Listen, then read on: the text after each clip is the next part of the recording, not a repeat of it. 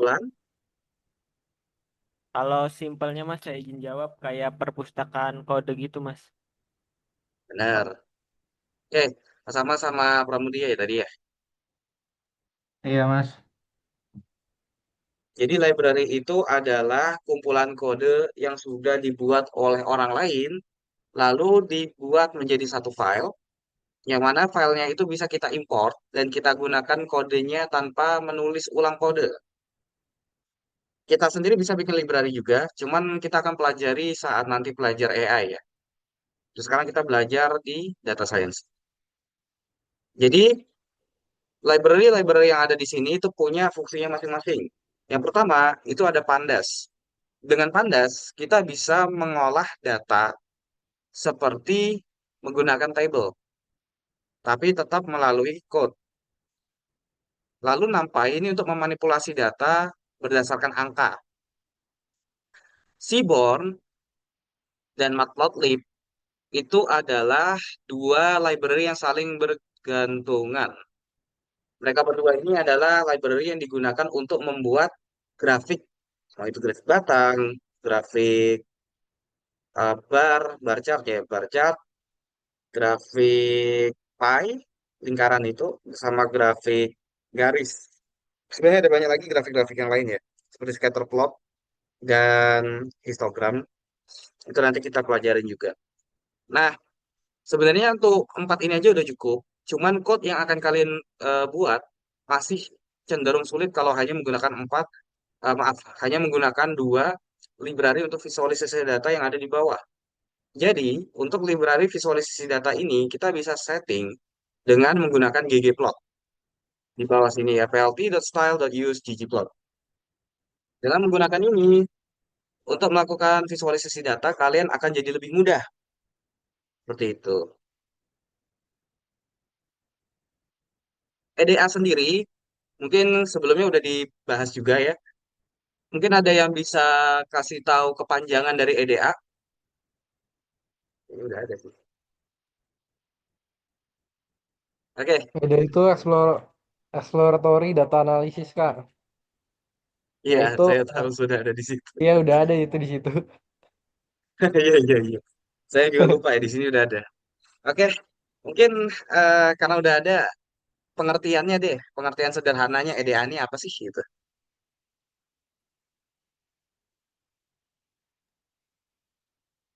Proses mengecek dan mengeksplorasi data sebelum membuat model, Mas. Oke, ada di situ juga, tapi itu bagus. Eh bisa di ini ya, bisa dibuat dengan pengertiannya sendiri, menggunakan bahasa sendiri. Oke, jadi semuanya udah ada di sini. EDA, Exploratory Data Analysis, proses kita mengenal data. Simpelnya gitu. Kita dikasih data, katakan kita magang di Puskesmas. Kita dikasih data tentang berat timbangan anak-anak posyandu. Nah, kita belum tahu nih kolomnya apa, kita belum tahu isinya bagaimana, ya kan? Apakah dia pakai kilogram, gram, atau seperti apa? Apakah dia pakai meter, atau pakai sentimeter, atau bagaimana? Terus habis itu rentang pengukurannya setiap berapa bulan atau setiap berapa hari sekali. Nah, proses EDA itu adalah untuk mengetahui hal-hal seperti itu. Kita analisis datanya dengan cara mengeksplorasi. Anggap data itu seperti sebuah area yang belum kita tahu. Dan kita mengeksplor untuk membuka peta-peta yang ada di dalamnya. Seperti itu ya. Kalau teman-teman main game, biasanya game itu ada area-area ya, area yang belum kita ketahui. Nah, dengan EDA ini kita bisa mengetahui area-area tersebut. Ada beberapa hal yang biasa dilakukan ya. Sebenarnya lebih kompleks dari ini, tapi ini simpelnya aja. Pertama, basic understanding. Apa itu basic understanding? Ini adalah step EDA yang paling pertama. Kita mengetahui berapa jumlah daripada data itu, berapa kolomnya, terus tipe dari kolom-kolomnya apa aja, isinya bagaimana, dan biasanya juga beberapa hal seperti rata-rata datanya, kemudian data terbesarnya berapa, data terkecilnya berapa, dan seterusnya. Saya akan coba contohkan ya di code sini. Yang paling pertama akan kita lakukan, kita akan menggunakan code ini. kita akan import dulu library yang akan kita gunakan. Apakah kita harus pakai library? Tidak juga. Cuman kalian akan melakukan code sampai mungkin berbulan-bulan hanya untuk analisis data ya, jika tidak menggunakan library. Bayangkan kalian itu punya data Excel dan kalian pakai aplikasi Excel untuk mengolahnya. Nah, sekarang coba kalian punya data Excel tapi tidak punya aplikasinya. Apakah memungkinkan? Mungkin. Tapi kalian harus bikin Excelnya dari awal. Nah, itu kurang lebih seperti itu ya. Jadi ini anggap aja seperti sebuah aplikasi lah library-library ini. Di sini kalian nggak usah pikirkan gimana caranya saya jalankan di lokal, karena nanti kalian mainnya di Kaggle. Lebih mudah ya. Di sini saya akan langsung jalankan aja.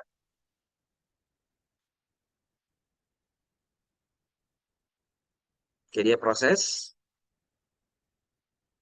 Maka udah centang. Dan saya udah selesai mengimportnya. Setelah mengimport, ini kalau teman-teman lihat di folder saya. Oh, ini kebetulan saya bukan buka sebagai folder ya. Saya ulang dulu, saya buka sebagai folder di sini. Jadi saya punya data Excel sebagai berikut. Nah, ada banyak tuh ya. Kita punya 1, 2, 3, 4, 5, 6, 7, 8. Ada 8 kolom dengan isinya masing-masing. Ada pH, ada temperatur, dan lain sebagainya. Data ini akan kita olah di dalam code kita. Di sini saya buka VS Code dulu ya di sini. Nanti kalau kalian pakai Kaggle, kalian nggak akan pakai cara ini kok. Tampilannya harusnya udah langsung seperti ini. Oke, jadi kalau kalian lihat ini datanya masih berbentuk seperti kode seperti ini ya. Kita akan import. Pertama kita import dulu library.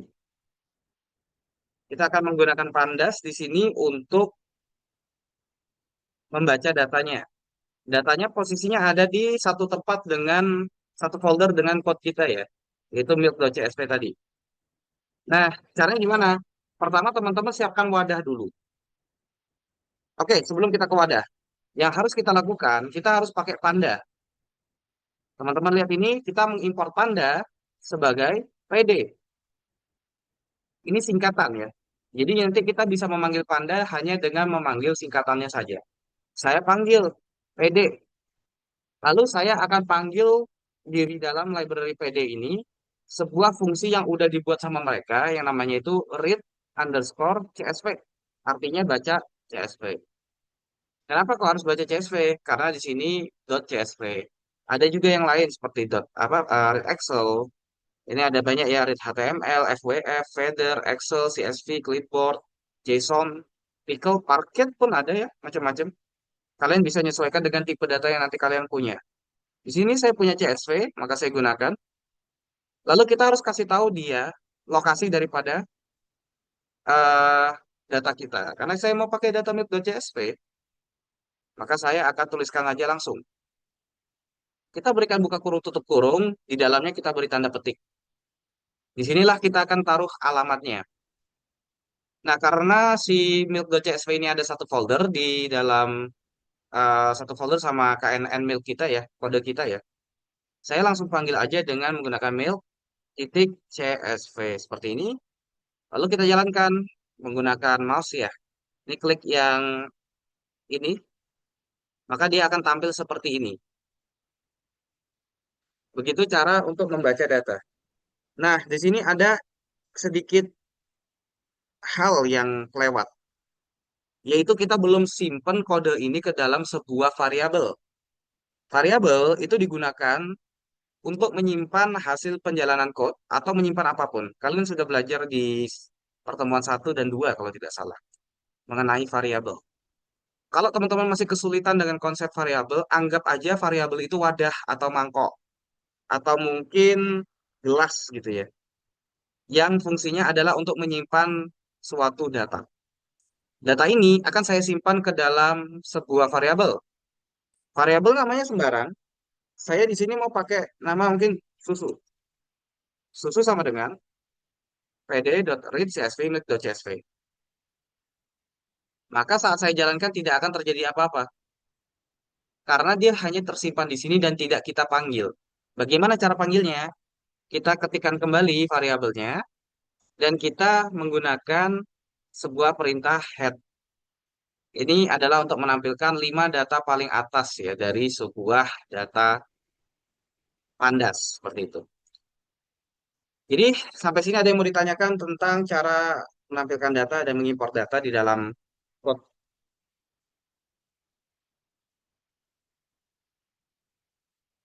Semuanya jelas? Sudah cukup jelas, Kak. Ya, Kak, Oke, sudah jelas. siap. Nah, sekarang kita kembali dulu ke teorinya. Kita udah punya, kita udah tahu datanya seperti apa. Sekarang kita akan mengenal datanya lebih lanjut. Apa aja yang mau kita lakukan? Berapa kolomnya dan berapa baris datanya. Terus tipe-tipe data di kolomnya apa aja, seperti itu. Di sini, karena kita tadi pakai susu, maka variabelnya harus saya rubah menjadi susu. Di sini kita akan mengetahui berapa total baris dan kolom. Jadi saya menggunakan susu dot shape. Yang kita dapatkan di sini adalah 1059 baris data dan 8 kolom. Seperti itu. Dan yang terakhir adalah di types atau jenis daripada si datanya. Kita gunakan susu dot di types. Dan kita dapatkan bahwa kolom PH itu menggunakan float 64 yang artinya dia memiliki koma, bukan bilangan bulat ya, bilangan desimal. 6 koma sekian, 8 koma sekian, 9 koma sekian, 7 koma sekian, dan seterusnya. Temperatur di lain sisi merupakan bilangan bulat, sehingga kita dapatkan tipe datanya adalah integer. Oke, integer adalah bilangan bulat. Objek itu berarti semua data kecuali angka. Berhubung di sini dia string ya, atau kata-kata ya, kata-kata seperti ini, maka dia masuknya ke tipe data objek. Apa yang harus kita lakukan saat kita mengecek data seperti ini? Kita harus tentukan apakah kolomnya itu sesuai dengan tipe datanya. Misal, di sini menggunakan bilangan bulat, tapi di tipe datanya ternyata float. Ya, kita harus rubah menjadi sebuah integer. Kalau memang dia bilangan bulat dan seterusnya ya. Kalau misalnya dia angka tapi terdaftar sebagai objek, kita harus rubah menjadi angka. Apakah dia float atau integer, kita perhatikan lagi ada komanya apa enggak ya. Ya, itu adalah beberapa hal yang harus kita ketahui saat melakukan exploratory. Jadi ada alasan kenapa kita harus paham dulu gitu. Nah, itu mengenai basic understanding. Jadi kita udah kenalan sama datanya, sekarang kita akan lanjutkan ke domain knowledge. Apa itu domain knowledge? Domain knowledge adalah pengetahuan dasar mengenai sesuatu yang sedang kalian analisis. Bagaimana cara melakukannya? Gampang, kalian tinggal cari kolomnya apa aja. Bagaimana cara cari kolomnya ya? Jadi ini langkah per langkah untuk kalian mengetahui tentang si data kalian itu. Kalian bisa gunakan dengan cara memanggil kembali si variabel dan panggil kolomnya seperti ini. Maka kalian akan diberikan list daripada kolom. Kalian copy, kalian lempar ke ChatGPT, kalian tanya. Kira-kira ini kolom isinya apa? Saya dapat dari data susu gitu. Oke, saya akan coba menggunakan satu AI di sini ya. Ini sama-sama GPT ya. Jadi nanti teman-teman boleh pakai ChatGPT biasa. Saya paste di sini. Saya tanya, saya punya kolom ini dari data milk.csv. Berikan saya domain knowledge dari data susu center, dia akan proses dan dia akan beritahu saya pH. pH itu apa? Tingkat keasaman atau kebasaan susu. Normalnya di 66 sampai 6,8. Pengaruhnya apa? Kalau pH rendah bisa begini dan pH tinggi bisa begitu. Temperatur, bla bla bla bla, taste begini, odor begitu dan seterusnya. Kalian bisa pelajarin di sini. Oke, ini penting karena kalian juga harus tahu data apa yang sebenarnya kalian sedang kerjakan seperti itu. Kalau kalian mengerjakan rumah gitu ya, mungkin kalian belum pernah dengar tentang Ellie, Street dan lain sebagainya, lot gitu ya. Lot itu lahan, luas lahan. Street itu jalan, alley itu gang. Nah, itu parameter-parameter seperti itu yang harus kalian pahami saat mengerjakan sebuah data. Caranya seperti apa? Seperti ini tadi. Kalian cek dulu kolomnya, kalian copy hasilnya, kalian lempar ke GPT, jelaskan. Saya dapat kolom ini dari data apa? Berikan saya domain knowledge-nya. Maka dia akan jelaskan. Dipahami tentang cara ini ya, analisis domain knowledge?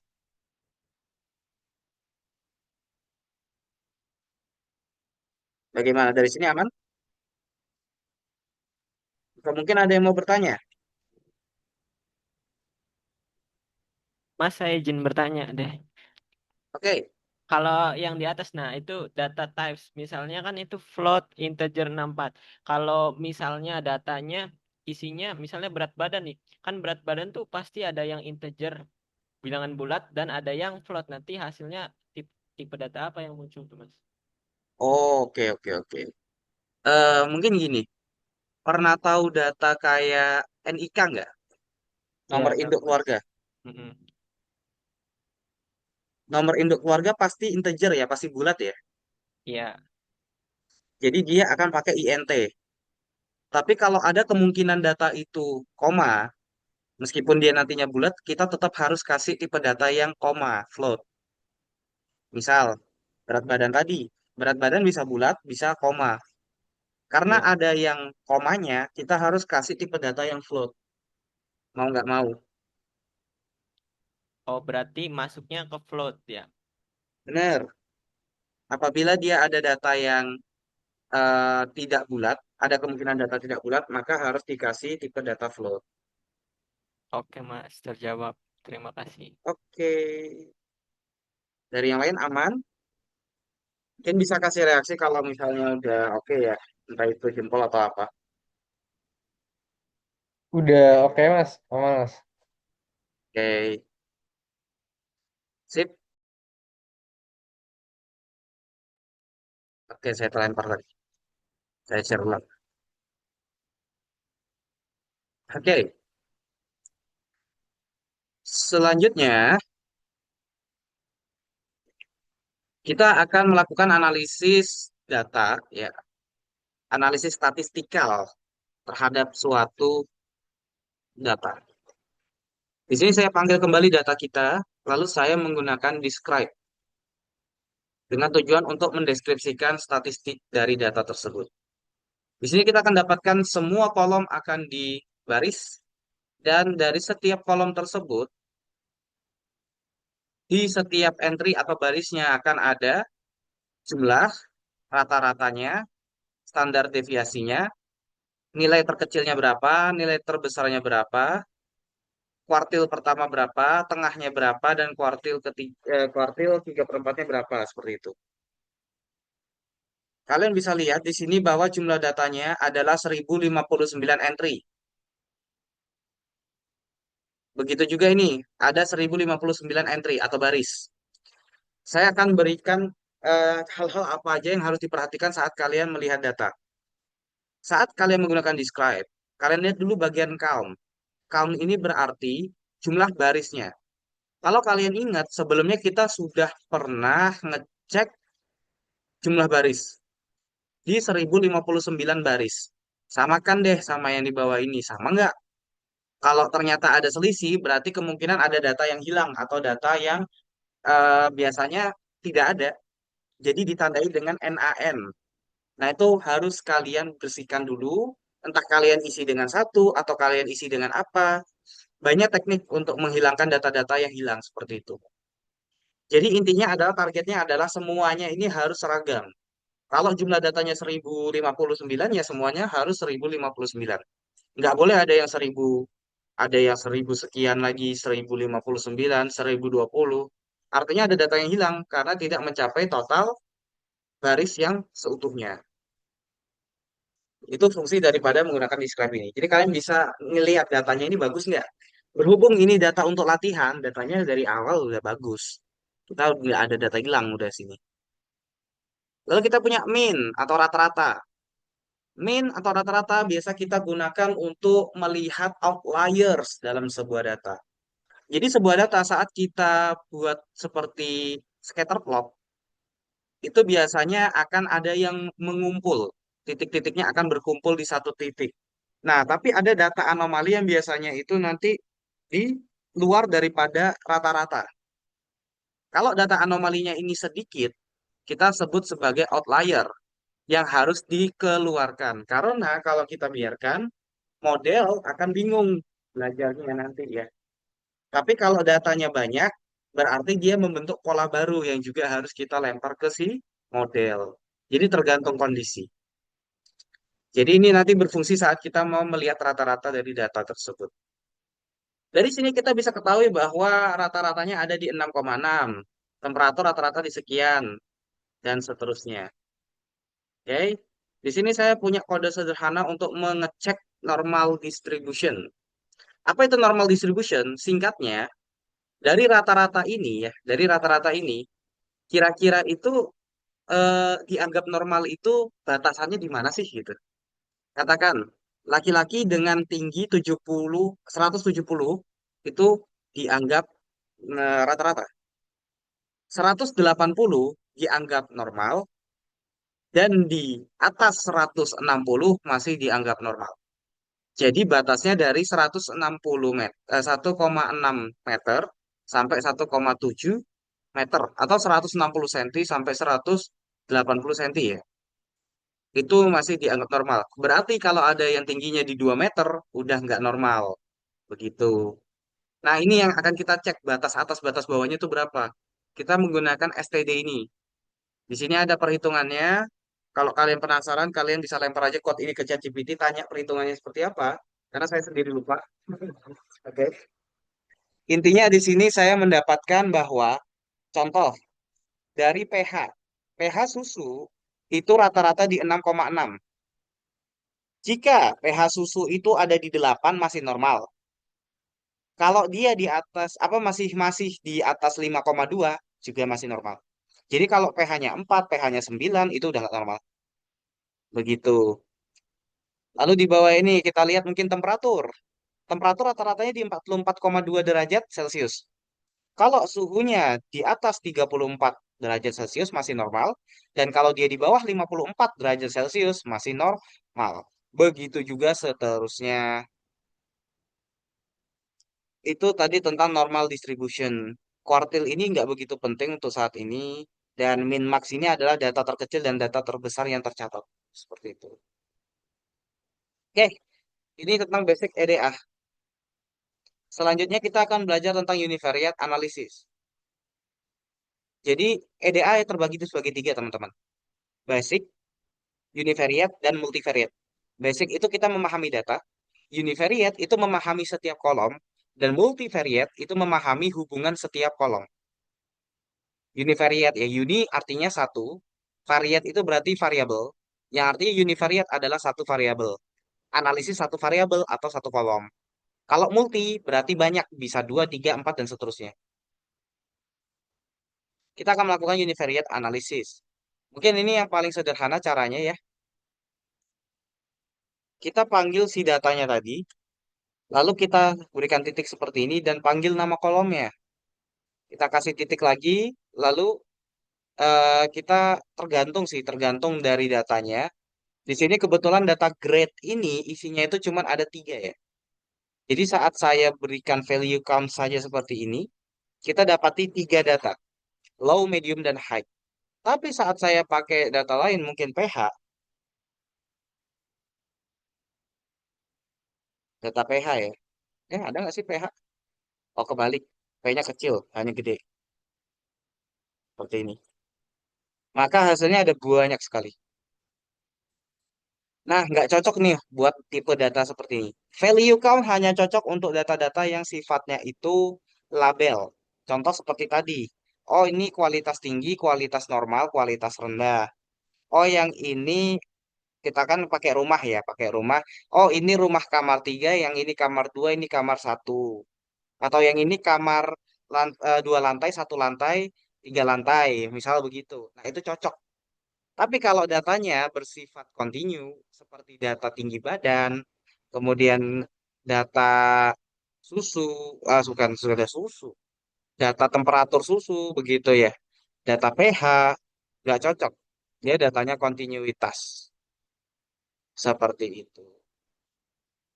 Mungkin contoh lain yang bisa kita gunakan data anak. Di data anak itu kan ada kelasnya, kelas 1, kelas 2, kelas 3, misal SMP ya. Nah, kita ingin tahu siapa aja anak yang kelas 1, siapa aja yang anak kelas 2, siapa aja yang kena kelas 3, pakai value count. Kita ingin tahu anak itu SD, SMP, atau SMA, pakai value count seperti itu. Kalian akan menemukan macam-macam contoh di sini nanti ya. Oke, dari sini saya akan ganti nama kolomnya kembali ya. Kita akan pakai si grade tadi. Mana grade? Control, enter. Maka kita dapati hasil seperti ini. Jadi kita punya 429 yang low, mediumnya 374, dan high-nya 256. Sekarang kita akan rubah ini menjadi sebuah diagram. Kita akan menggunakan diagram pie. Kita berikan lagi di ujungnya dot plot, buka kurung, buka kurung. Lalu di dalam kurung ini kita berikan parameter kain ya. Kain itu dalam bahasa Inggris artinya jenis, tanda petik, lalu kita kasih jenisnya. Ada banyak jenis, mulai dari histogram, seperti ini hist, ini ya. Nah, ini ada histogram. Histogram ini nggak cocok sih buat data ini. Cocoknya buat data-data kayak suhu, data kecepatan, yang kayak gitu-gitu tuh cocok. Data berat badan mungkin ya. Ada juga yang namanya bar. Nah, bar itu ya anu lah, grafik batang gitu. Dan yang terakhir ada yang namanya pie, seperti ini. Di sini kita bisa tahu kalau oh ternyata yang paling besar porsinya itu si low. Jadi sekitar hampir lebih dari 50 ke 50% ya, 40%-an data itu ternyata low kualitasnya. Yang kualitasnya tinggi hanya sedikit.